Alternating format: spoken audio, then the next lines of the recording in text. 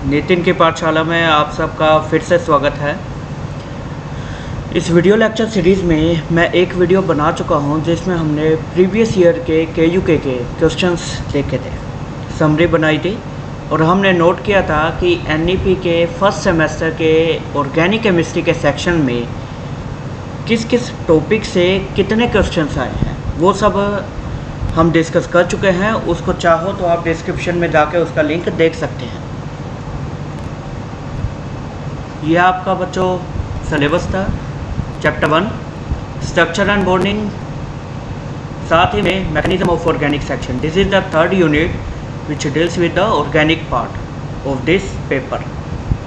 इसके अंदर localise delocalise chemical bond forces, hybridisation का कंसेप्ट आएगा, फिर उसके बाद resonances, hyperconjugation, inductive effect, electromagnetic effect and their comparison. So ये वन बाय वन हम स्टडी करने वाले हैं इस वीडियो लेक्चर सीरीज़ में, ठीक है। तो स्टार्ट करते हैं सिलेबस। तो बच्चों देखिए, I am Nitin Kumar Verma, assistant professor of chemistry at Rajiv Gandhi Government College Saha. Currently I am posted at Rajiv Gandhi Government College Saha. तो this is the organic chemistry section. Start करते हैं।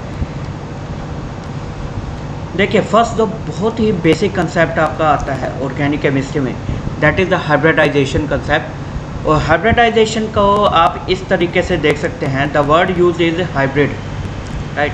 हाइब्रिड का मतलब क्या है? जो चीज़ प्योर ना हो और एक से ज़्यादा चीज़ों से मिलकर बनी हुई हो, उसको हम हाइब्रिड कहते हैं। फॉर एग्जांपल, आपके पास let's suppose there are two components, आपने दोनों को मिक्स किया तो रिजल्टेंट जो कंपोनेंट आया that is the hybrid component, right. तो यहाँ से आपको हिंट आ जाना चाहिए। And what we are talking about hybrid, यहाँ पे डील कर रहे हैं हम किससे? ऑर्बिटल से, राइट। तो एक से ज़्यादा ऑर्बिटल्स जहाँ पर आपस में मिक्स हो जाते हैं और न्यू एंटिटी क्रिएट करते हैं, उस प्रोसेस को, उस कंसेप्ट को हम कहते हैं हाइब्रिडाइजेशन। तो स्टार्ट करने से पहले देखते हैं थोड़ा सा बेसिक। देखिए, ऑर्गेनिक केमिस्ट्री में most important element that is the carbon element, आपको पता है, राइट। तो carbon is the main structural atom of organic molecules. Electronic configuration क्या है कार्बन की? 1s2 2s2 2p2, right. Structure यदि हम बना के देखें, देखिए that's okay, this is 1s 2s and 2p। Electrons की फिलअप की बात करें तो आपका पॉली एक्सक्लूजन प्रिंसिपल के अकॉर्डिंग हम इसको फिल कर देते हैं। तो right, so that is the 1s2 2s2 and 2p2, that is the electronic configuration of ground state of the carbon atom, right. अब प्रॉब्लम क्या है? देखिए, यहाँ पर there are two electrons unpaired, right. There are only to unpaired electrons which shows that it can only form two bonds. केवल दो को bond ही बना सकता है कार्बन यदि हम इस ग्राउंड स्टेट इलेक्ट्रॉनिक कन्फिग्रेशन को कंसीडर करें। But experimentally it was found that carbon is a tetravalent in nature. What does it mean? It could form up to 4 bonds, दो की बजाय 4 बॉन्ड बना सकता है carbon, right. So how was that possible, right. तो उसके लिए there are 2 issues जो हमें एक्सपेरिमेंट में मिले, जिसका हमें आंसर करना था। पहला, यदि 4 बॉन्ड बना रहा है कार्बन, तो इसका क्या मतलब है? There should be 4 unpaired electrons available in the atom, right. 4 unpaired electron होंगे तभी तो 4 बॉन्ड बनेंगे, बट यहाँ पे कितने हैं? ओनली 2। तो पहली प्रॉब्लम तो ये थी before the hybridisation concept. Second problem was that suppose कीजिए किसी तरीके से 4 अनपेयर्ड इलेक्ट्रॉन आपको मिल भी गए, that how is symmetry maintained? Symmetry क्या डील करती है? आपके बॉन्ड लेंथ, बॉन्ड एंगल्स। जो आपके मीथेन में जितने भी है, फॉर एग्जांपल मीथेन सबसे सिंपलेस्ट एल्केन है आपका, जहाँ पे आपके क्या है, कार्बन पे कितने हाइड्रोजन लगे हुए हैं? 4। इसकी हम 3D व्यू भी देखेंगे, और फिलहाल सब बॉन्ड लेंथ का क्या मतलब है? ये जितने भी CH बॉन्ड्स है, चाहे ये है, ये है, ये है, ये है, चारों के चार एक्सपेरिमेंटली चारों की बॉन्ड लेंथ इक्वल है, सेकंड, बॉन्ड एंगल भी इक्वल है, this bond angles they are equal, right, that could not be justified on the basis of this ground state electronic configuration. Okay, तो उसको सॉर्ट आउट करने के लिए, समझने के लिए हमारे पास कंसेप्ट आता है हाइब्रिडाइजेशन का। वो कैसे? देखिए, यहाँ पे हमारे पास 2 इलेक्ट्रॉन्स अवेलेबल थे। अब सपोज कीजिए by any means this electron has been excited to this empty p orbitals, right. तो इस एक्साइटेड स्टेट में आपके पास कितने इलेक्ट्रॉन्स रहेंगे? Let's see, 1 electron in this, so 1 2 3 and 4, right? So there are now 4 unpaired electrons available if we could promote 1 electron from 2s to 2p, right? So first question is solved out, ये solve हो गया। अब problem क्या है? Second problem देखिए, यहाँ पे एक तो s ऑर्बिटल है और 3 क्या है? p orbitals. In the case of methane, hydrogen के पास कौन सा है इलेक्ट्रॉन्स? ऑर्बिटल्स है 1s, राइट। सो जब 1s का इलेक्ट्रॉन इस ऑर्बिटल से जुड़ेगा तो कौन सा बॉन्ड बनना चाहिए? s bond, okay. और ऐसे ही जो सेकंड हाइड्रोजन है उसका 1s जब px से जुड़ेगा तो कौन से बॉन्ड बनना चाहिए? sp, right. So there should be 2 different types of bonds available, SS and SP, और दोनों की ही यदि हम बात करें बॉन्ड लेंथ और bond angle, they are different.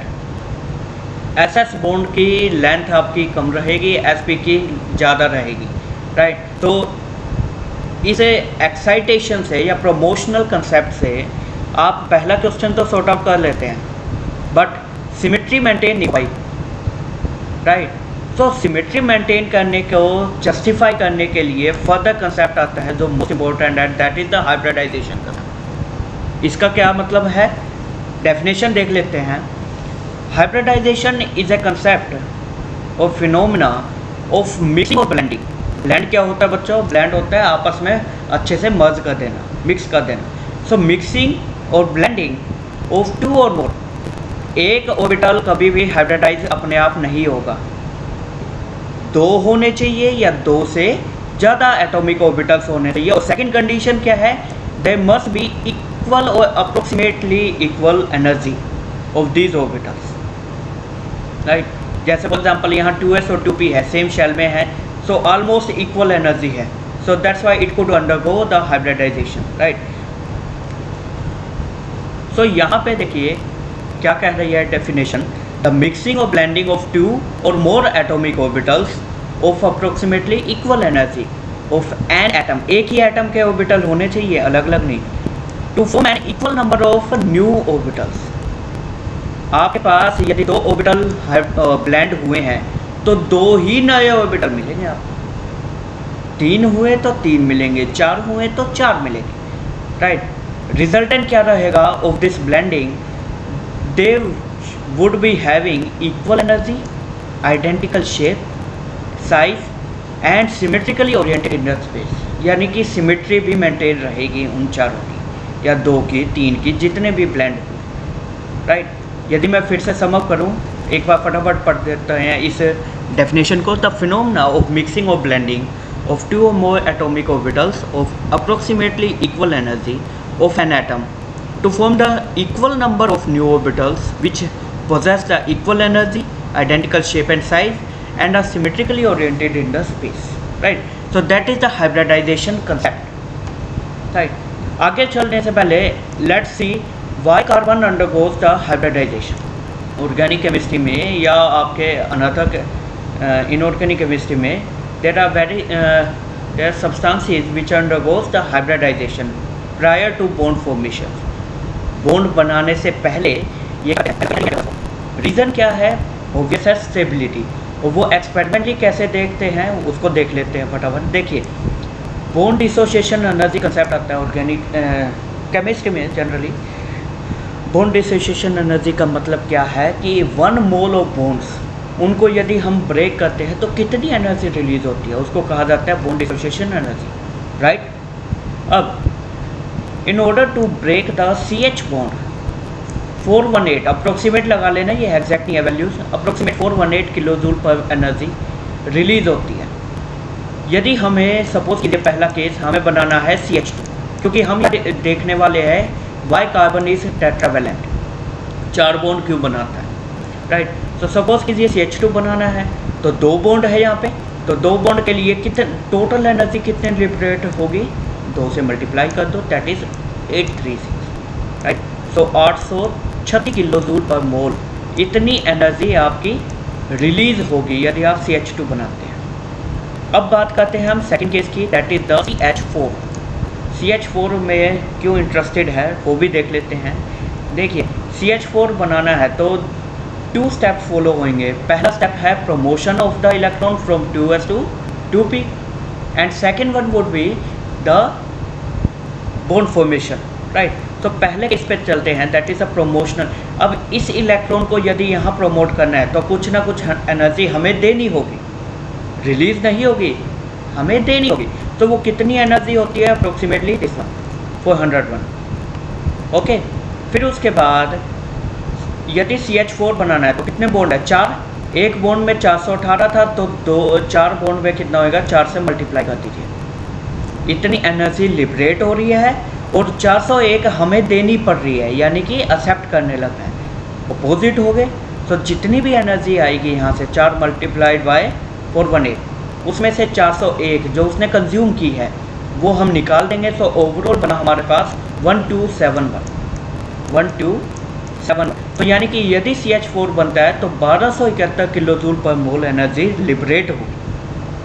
अब दोनों को कंपेयर करते हैं। CH2 के केस में कितने लिबरेशन हो रहा था, दैट इज द 836, और यहाँ पे कितना लिबरेट हो रहा है 1271, यानी कि ज़्यादा किस में लिबरेशन हुआ, CH4 में। अब बेसिक सा कंसेप्ट आता है ऑर्गेनिक केमिस्ट्री में कि यदि किसी मॉलिक्यूल से आपके ज़्यादा एनर्जी रिलीज हो रही है तो जो रिजल्टेंट प्रोडक्ट है that would be stable. So more energy liberated, more would be the stable bond. So that is why carbon prefer to undergo tetravalency to form the 4 bonds rather than 2 bonds, right? So that was the factual data regarding the hybridization concept. Okay, so I hope आपको ये clear है hybridisation का concept. अब हम देखेंगे कुछ और articles, just a minute. Okay, next देखते हैं। देखें ये आपके पास कुछ हाइब्रिडाइजेशन है, ये रोंग लिखा हुआ है, sp3 ऊपर होता है, डिनोमिनेशन इसका गलत हो गया by mistake, sp2, right. So sp3 and sp2 और sp। So there are 3 most general hybridization concept, right? sp3, sp2, sp, these are the hybrid orbitals। तो पहले हम बात करते हैं sp3 की। sp3 का देखिए आपको यहाँ से अंदाजा लग जाना चाहिए, एक s है और p कितने हैं 3, सो 1 + 3 टोटल कितना हुआ 4। So that's why overall 4 atomic orbitals of a carbon are mixing along with each other to form the 4 new hybrid orbitals। आपके डेफिनेशन में था ना, जितने ऑर्बिटल मिक्स होंगे उतने ही नए ऑर्बिटल आपको मिलेंगे।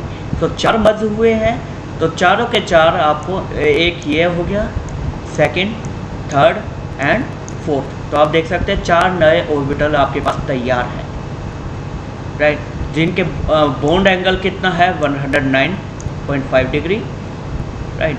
तो इथेन आपका बहुत ही बेसिक एग्जांपल है, मीथेन भी है। तो अब एक 3D मॉडल आपको दिखा देते हैं, just a minute. For example आपके पास मीथेन मॉलिक्यूल है, यहाँ पे कार्बन, मीथेन का आपका फॉर्मूला होता है CH, तो 4 हाइड्रोजन, राइट। और इनकी सिमेट्री यदि आप देखें तो देखिए ये आपका है, जहाँ पे let's suppose this is and these 3 are इसमें, तो बॉन्ड है, बॉन्ड लेंथ भी है, तो बॉन्ड 109 और 100 ये तीनों कर रहे हैं, तो भी आपके पास बॉन्ड एंगल कितना है, 109 तो ना equally oriented, right. So that is the methane. तो इस मॉलिक्यूल को देखते हैं, यहाँ क्या है, this is the ethane C2H6, right. Bond angle देख सकते हैं यहाँ पे, ये लेट्स सपोज दिस वन, ये एंगल कितना 109 और ऐसे ही इनका आपस में भी 109। यहाँ पे सेकंड फॉर्मेशन है, this is the carbon CH3 and this is another carbon CH3, right, C2H6 और आपका सभी बहुत सिंपल। अब नोटल पॉइंट क्या है कि ये कौन सा है आपका हाइड्रोजन का है sp3s, बट ये कौन सा है sp3 राइट। तो इसकी बॉन्ड लेंथ डिफरेंट होगी और इन 6 बॉन्ड लेंथ सेम होगी, बॉन्ड लेंथ सेम है राइट। तो that is the ethane molecule. तो वही केस हमने यहाँ भी बताया था, ये इथेन मॉलिक्यूल है जहाँ पे ये कौन सा है sp3 बॉन्ड्स और ये क्या है sp3 यानी कि इस बॉन्ड की लेंथ डिफरेंट होगी बट ये 6 के 6 की बॉन्ड लेंथ सेम होगी and the bond angle would be 109। So that is the example of sp3 bonds right, sp3 hybridisation. Now similarly sp2 को भी देख लेते हैं एक बार। कितने ऑर्बिटल्स हैं 1 + 2 that is equal to 3। So 3 orbital नए मिलेंगे आपको। सो 1s px py ये तीनों मिक्स होकर आपको ऑर्बिटल बनाएंगे और एक जो pz बच गया that would be unhybrid orbital, वो as it is p orbital ही रहेगा राइट। तो ये तीनों मिलकर आपको क्या प्रोवाइड कर रहे हैं, 3 रहेगी ट्रायंगल प्लेनर। एग्जांपल आपका इथेन है राइट। इसका 3D मॉडल भी हम देखेंगे। तो फिलहाल केवल इतना समझ लीजिए, जैसे यहाँ sp3 बॉन्ड था, यहाँ कौन सा बॉन्ड है sp2 और ये कौन से हैं sp2 और sp2 right. Bond angles would be 120 degree. आप देख सकते हैं यहाँ पे बॉन्ड एंगल कितना है 120 डिग्री। तो यहाँ देखिए और साथ में ये आपके शो कर रहा है और ये क्या है आपका, ये आपका है राइट। तो यदि स्ट्रक्चर्स को कार्बन पे हाइड्रोजन है, they are the sp2 right. इन चारों के चारों bond length would be equal, this is the sp2 bond, so bond length would be different from the CH bonds right. अब शेप क्या थी ऑर्बिटल के पे आप देख सकते हैं 1 2 and 3 they are triangle planar orbitals right. So angle is 1 similar with this carbon but एक तो बच गया है pz, मैंने कहा था दैट वुड बी अनहाइब्रिड और इस प्रकार से राइट। तो दैट्स व्हाई ये pz है, इसमें एक इलेक्ट्रॉन अवेलेबल है, इसमें भी एक इलेक्ट्रॉन अवेलेबल है, दोनों इक्वल हैं राइट। तो एक pz अनहाइब्रिड ऑर्बिटल की वजह से एक डबल बॉन्ड बन रहा है, that is the ethane molecule. Ethane molecule में उन्हें हम शिफ्ट कर रहे हैं, ऐसा बात है कि ये आप देख सकते हैं सारे के सारे एक ही प्लेन में आ गए हैं। H C इसके भी हाइड्रोजन है, कार्बन एंड 2 हाइड्रोजन और बिना सिंगल प्लेन, एक ही प्लेन में क्लियर है। That is the geometry of this triangle planar. तो अब बात करते हैं हमारे थर्ड ऑर्बिटल्स की, that is the sp orbital. So 1 + 1 that is equal to 2। So 2 orbitals आपस में मिक्स हो रहे हैं तो 2 नए ऑर्बिटल बनेंगे। यह आपका एक ऑर्बिटल हो गया और ये आपका सेकंड ऑर्बिटल हो गया। सो 2 orbitals and that would be linear in shape आपकी रहेगी लीनियर। अब बच क्या गया, देखिए 2 तो ये बट एक py रह गया है और एक आपका pz और दोनों के दोनों अनहाइब्रिड है। तो कितने डबल बॉन्ड होने चाहिए, जब यहाँ एक pz था तो एक डबल बॉन्ड बन रहा था, अब 2 है तो 2 डबल बॉन्ड होने चाहिए। सो that's why I have colour them differently, आप देख सकते हैं। और शेप रहेगी लीनियर, ये आपका टेट्राहेड्रल प्लेनर था, लीनियर रहेगा ऐसे डिग्री राइट। अब इसका भी एक 3D मॉडल देख लेते हैं। तो बस आपका इथाइन मॉलिक्यूल है, आप देख सकते हैं ये 2 electrons they are the carbons, ये आपका हाइब्रिड ऑर्बिटल है, एक दूसरा 2 हाइब्रिड ऑर्बिटल है एक कार्बन पे, ऐसे ही ये 1 and 2 एक कार्बन का एक ऑर्बिटल आपका हाइड्रोजन बॉन्ड बना रहा है और दूसरा कार्बन के साथ। Similarly is this one is also forming 2 bonds with the carbon and other right. Linear shape है, आप इस प्रकार देख सकते हैं, एक डॉट के पीछे सारे, that is the double bond that is in carbonyl and second one is second double bond in duple right. तो यहाँ पे यदि हम प्लेन करें तो टेबल पर क्या देखिए, ये जो आपका एक डबल बॉन्ड और सेकंड तो देख सकते हैं दोनों के बीच डबल बॉन्ड के बीच एंगल 90 डिग्री राइट। तो one plane one double second और बीच में आपके क्या गया सारा right. So that is the relationship of ethyne molecule. Bond angle आप देख सकते हैं हाइड्रोजन कार्बन कार्बन कितना एंगल आ रहा है 180, यहाँ पे भी 180 degree right. So that is the geometry of the ethyne right. तो वापस आते हैं, तो देखिए बच्चों ये है था आपका इथाइन मॉलिक्यूल जहाँ पे 180 डिग्री है और लीनियर शेप है राइट। सो ये आपका प्लेनर था, ये लीनियर है और ये आपका 3D में रहेगा राइट। सभी के सभी डिफरेंट प्लेन्स में रहेंगे right. So these were the hybridisation concept and hybrid orbitals.